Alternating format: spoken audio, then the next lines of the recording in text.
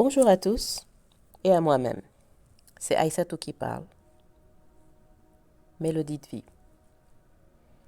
Un exercice aujourd'hui pour nous.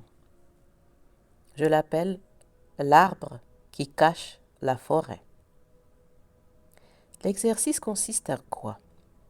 C'est une introspection qui ne devrait pas normalement prendre beaucoup de temps, mais en principe, d'après ce que je crois, il est possible que initier cette introspection conduise à quelque chose que nous ne maîtrisons pas, évidemment, au moment où on le commence. Alors, ça, c'était juste au cas où vous vous demandez pourquoi est-ce que ça tourne un peu en boucle dans votre esprit. Mais c'est un peu comme si c'était juste. C'est un peu comme si mon idée, c'est d'initier une réflexion qui doit aller profondément en vous pour pouvoir déclencher la modification qui vous permettra de voir les choses d'une autre façon.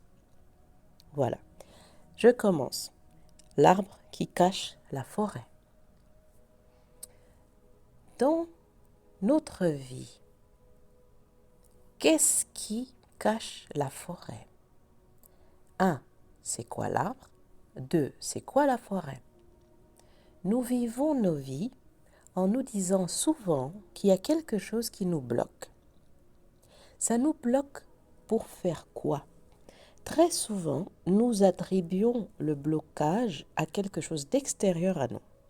Et très souvent, nous imaginons que ce qui est bloqué, c'est ce que nous espérons de nos vies, ce que nous voulons avoir. Peut-être cette promotion, cette voiture, cette femme qui doit m'aimer ou que j'aimerais qu'elle m'aime, tu vois. Mais à un moment donné, est-ce que c'est vraiment ça qui est bloqué? Est-ce que c'est quelque chose seulement matériel de cette terre? Être aimé, apprécié, etc. par nos voisins, nos employés, nos patrons, notre famille, ou il y a quelque chose d'autre? Est-ce que le fait de rester à imaginer que ce qui est bloqué est uniquement de ce domaine-là n'est pas justement la cause du blocage? Parce que si il y a un arbre qui cache la forêt, ça veut dire qu'il y a une illusion. Si on prend l'arbre comme l'illusion, ça peut être justement ça. Tous ces éléments extérieurs où on se dit qu'on pourrait les avoir pour aller mieux, pour se sentir mieux, pour avancer dans la vie, pour être apprécié, respecté, avoir des galons, avoir des médailles, etc. Si cette illusion est l'arbre, alors qu'est-ce que la forêt? La forêt, c'est quelque chose de vivant.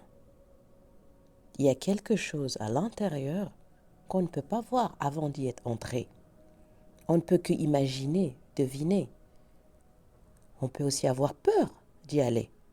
Très peur. On se dit qu'il y a des loups, des choses qui vont nous faire du mal, peut-être nous tuer. Mais si la forêt n'est pas ça, et si cette forêt est quelque chose qui est plutôt très beau, pourquoi est-ce qu'on n'imagine pas la forêt en tant que quelque chose d'immense et de beau? Peut-être que les peurs créées par l'illusion empêchent de voir ce qui est la vraie forêt. Et là, nous partons sur deux plans. Le premier, c'est l'arbre est l'illusion qui cache ce qui est génial, qui est la forêt. Et ce génial que nous ne pouvons pas imaginer.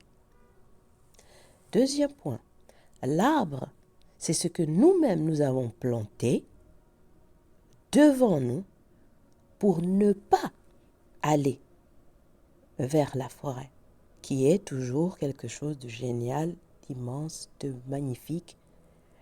Au lieu d'imaginer que la forêt est géniale, nous pensons qu'elle est terrible. Alors nous plaçons un arbre, souvent inconscient, devant nous, alors nous ne pouvons pas la voir. Nous ne pouvons même peut-être même pas l'imaginer. Et dans ces cas-là, comment faire pour enlever l'arbre? La première chose, c'est d'abord d'en être conscient.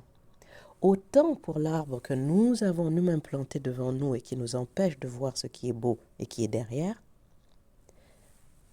la conscientisation. Est-ce que je n'ai pas, moi, planté un arbre qui m'empêche de voir ma magnifique forêt? Et peut-être ce n'est même pas une forêt, c'est quelque chose de encore plus beau, quelque chose d'encore plus vivant. Et si c'est une illusion, pourquoi est-ce que je me focalise sur l'illusion au lieu de voir ce qui est vrai?